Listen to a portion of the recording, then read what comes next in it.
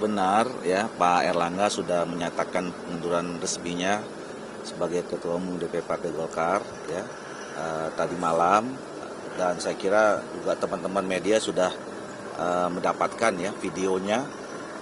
Mungkin sebentar lagi juga sudah sampai rilisnya gitu.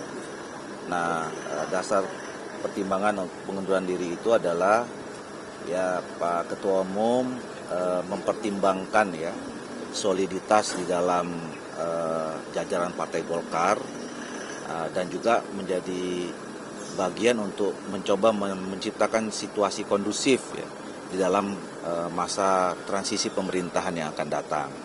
Jadi beliau lebih berkonsentrasi untuk di kabinet, karena tenaga ketua umum kami itu sebagai Menko Perekonomian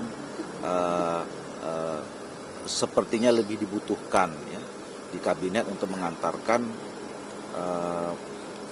masa transisi pemerintahan ya. Karena banyak sekali program-program yang disiapkan sebagai program lanjutan untuk menjaga kesinambungan visi misi program dua periode Pak Jokowi Ma'ruf Amin dan kemudian nanti ke depan Pak Prabowo dan Pak Gibran. Tapi ini pengunduran diri ini kan setelah Pilpres dan ini sedang menuju pilkada nih Bang, apalagi Jakarta kan lagi rame-rame juga. Nah ini gimana? Ya justru untuk menjaga itu semua ya, supaya agenda-agenda partai Golkar, agenda nasional ya termasuk pilkada supaya lebih smooth ya, lebih terjaga gitu. Maka ketua umum kami dengan ikhlas, dengan sukarela menyatakan mundur dari ketua umum di Partai Golkar.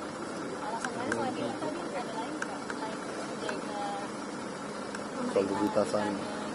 Tadi kan sudah saya sampaikan ya, dasar pertimbangan Pak Erlangga mundur jadi ketua umum di Partai Golkar itu adalah pertama untuk tetap menjaga soliditas Partai Golkar ya, keutuhan Partai Golkar di dalam menghadapi agenda ke depan, termasuk menghadapi agenda menjalankan masa transisi pemerintahan yang sampai pemerintahan yang baru.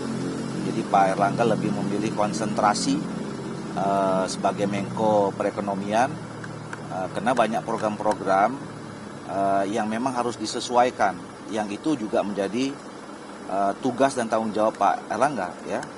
Jadi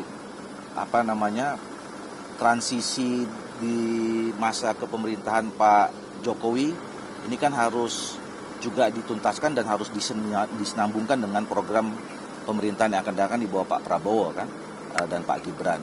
Jadi ketua umum kami akan konsentrasi menangani masalah itu. Cukup ya? Pak Erlangga kan baru saja meninggalkan rumah dinas, beliau kemana ya? Ke IKN kan nanti malam ada, besok mau rapat kabinet, nanti malam kan ada dinner ya, Pak Presiden, Pak Jokowi mengundang semua anggota kabinet, kalau tidak salah juga dengan para gubernur atau apa gitu. Jadi persiapan untuk rapat kabinet besok di IKN. Satu lagi kan soal tadi kan disebutkan menjaga soliditas. Apakah selama ini soliditas dari Golkar sendiri sedang ada permukaan atau gimana Bang? Enggak. Apalagi dalam pilkada ini Bang. Saya kira kita selama ini solid, selama ini semua roda organisasi berjalan dengan baik ya. Nah untuk tetap menjaga itu dan konsentrasi tadi ya, menjaga konsentrasi supaya ketua umum lebih pada fokus pada tugas tanggung jawab Menko Perekonomian, maka justru dia mengundurkan diri ya, supaya jalannya organisasi ini tidak terganggu, kira-kira begitu. Untuk PLT-nya Bang? Oh belum, nanti kita akan tentu kan ada mekanisme organisasi ya.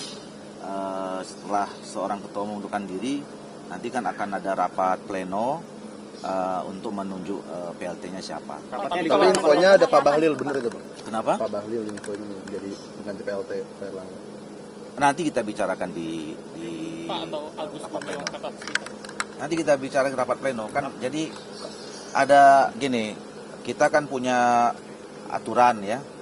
Partai ini kan besar, partai ini sampai menjadi partai tertua karena memang selama ini kita committed dengan aturan-aturan yang sudah kita sepakati. Nah, dalam anggaran dasar rumah tangga itu ya seorang ketua umum akan bisa diganti itu kan ada sebabnya. Ya, pertama misalnya terkena masalah hukum, terus kemudian berhalangan tetap atau mengundurkan diri. Nah, biasanya kalau sudah mengundurkan diri ya tentu ditunjuk pelaksana tugasnya, yang tugasnya nanti adalah mempersiapkan pemilihan ketua umum secara definitif. Nah, makanya mekanismenya itu setelah seorang ketua umum mengundurkan diri itu akan disampaikan di rapat pleno. Nanti rapat pleno menerima surat pengunduran diri itu dan kemudian nanti baru dibahas, diputuskan siapa yang akan menjadi pelaksana tugas. Kapan Bang rapat pleno? Selasa rencananya. Bang, benar ada Lama desakan, Selasa. Bang? Desakan dari eksternal. Nggak ada.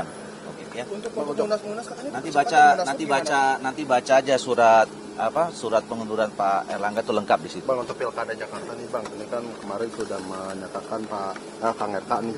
Nah, untuk Cawagupnya ini kan juga desas-desusan dari PKS nih Bang. Nah, itu gimana Bang? Apakah sudah ada penentuan untuk Cawagup sendiri mengenai Pak RK?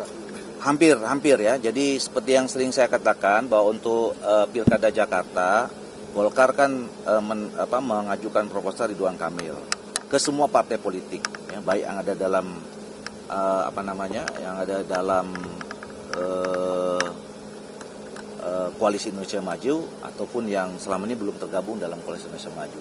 Nah, sekarang kami sedang dalam proses pematangan karena alhamdulillah responnya baik ya. Ada respon positif dari teman-teman Nasdem, dari partai politik PKB, ada PKS juga gitu. Nah, ini sekarang sedang dalam proses pematangan ya, mudah-mudahan dalam waktu dekat akan rampung, termasuk nanti pembicaraan di antara. Jadi kita sudah sepakat bahwa wakilnya itu akan dibicarakan secara musyawarah mufakat dari partai politik yang nanti akan tergabung sebagai pengusung Pak Ridwan Kamil. Jadi tunggu aja lah. Berarti untuk wakilnya ini di luar dari yang Kim sudah ada, yang plus ini nanti wakil. Tergantung kesepakatan. Yang jelas sudah tidak mungkin dari kader Partai Golkar kan. Iya. Gitu. Pilihannya nanti antara dari yang dalam Koalisi Indonesia Maju atau nanti yang teman-teman partai politik yang baru. Download Tribun X sekarang, menghadirkan lokal menjadi Indonesia.